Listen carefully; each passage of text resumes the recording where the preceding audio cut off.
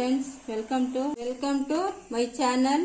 ಇವತ್ತು ಬೋಂಡ ಮಾಡ್ತಾ ಇದೀವಿ. ಚಳಿಗೆ ಬೇಕಾಗಿರೋ ಐಟಮು ಒಂದು 3 ಗೆಡ್ಡೆವಷ್ಟು ಈರುಳ್ಳಿ,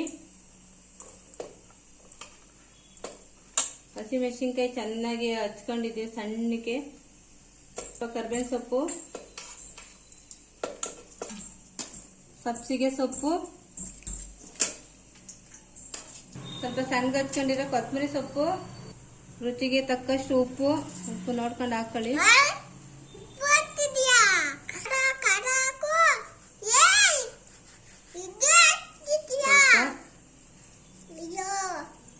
ಓಂಕಾಳು ಜೀರ್ಣ ಚೆನ್ನಾಗೈತದೆ. ಸ್ವಲ್ಪ ಹಿಂಗೆ ಈ ತರ ಹೊಸದ್ಬಿಟ್ಟು ಹಾಕಿ,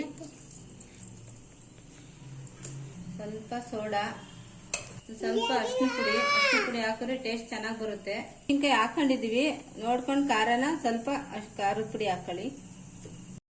ಚೆನ್ನಾಗಿ ಕಲಸಿ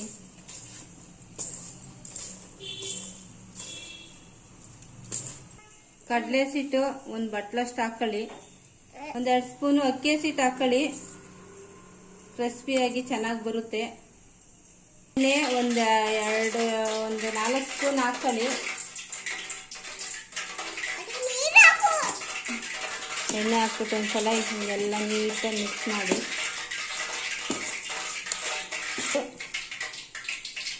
ಸ್ವಲ್ಪ ನೀರು ಹಾಕೊಂಡು ಕಲಸಿ. ಈರುಳ್ಳಿ ನೀರು ಬಿಟ್ಕೊಂಡ್ಬಿಡುತ್ತೆ.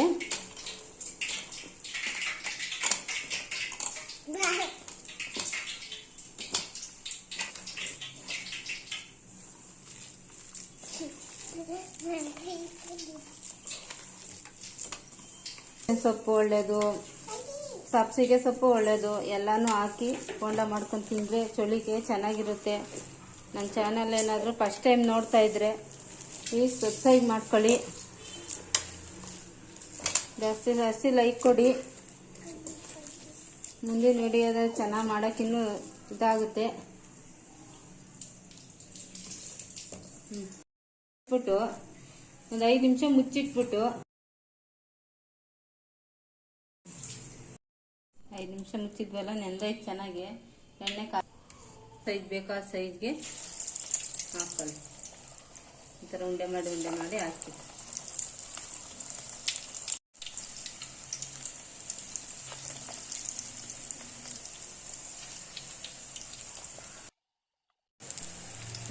ಕಮ್ಮಿ ಉರಿಯಲ್ಲಿ ನಿಧಾನ ಬೇಯಿಸಿ. ಜಾಸ್ತಿ ಹೈ ಫ್ಲೇಮ್ ಬೇಯಿಸಿದ್ರೆ ಮೇಲೆಲ್ಲ ಸೀದೋಗ್ಬಿಡುತ್ತೆ, ಒಳಗಡೆ ಬೆಂದಿರಲ್ಲ. ನಿಧಾನಕ್ಕೆ ಬೇಯಿಸಿ. ಮೇಲೆಲ್ಲ ಕೆಳಗೆಲ್ಲ ಬೆಂದೈತೆ. ಒಂದ್ಸಲ ಹಿಂಗೆಲ್ಲ ಮೇಲೆಲ್ಲ ಇದು ಮಾಡಿ ಉಲ್ಟಾ ಮಾಡಿ ಹಾಕಿ.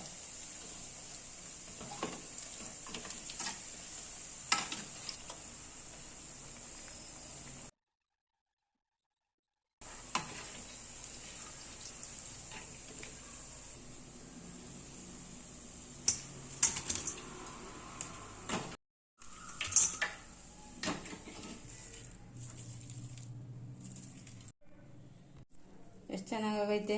4 ಮೇಲೆ ಒಂದು 4 ಕಡ್ಡಿ ಕರ್ಬೇವಿನ ಸೊಪ್ಪು ಎಣ್ಣೆಲಿ ಹಾಕಿ ಕರ್ದು ಹಾಕಿದ್ರೆ ಚೆನ್ನಾಗಿರುತ್ತೆ. ನೀವು ಈ ಥರ ಮಾಡ್ಕೊಂಡು ತಿನ್ನಿ, ಚಳಿಗೆ ಚೆನ್ನಾಗಿರುತ್ತೆ. ಟೀ ಜೊತೆಗೆ ಮಕ್ಕಳಿಗೆಲ್ಲ ಕೊಡಿ. ಸಬ್ಬಕ್ಕಿ ಸೊಪ್ಪೆಲ್ಲ ಹಾಕಿ ಮಾಡಿದ್ದೀವಲ್ಲ, ಚೆನ್ನಾಗೈತೆ. ಇಷ್ಟ ಆದರೆ ಕಮೆಂಟ್ ಹಾಕಿ, ಲೈಕ್ ಮಾಡಿ, ಸಬ್ಸ್ಕ್ರೈಬ್ ಮಾಡ್ಕೊಳ್ಳಿ.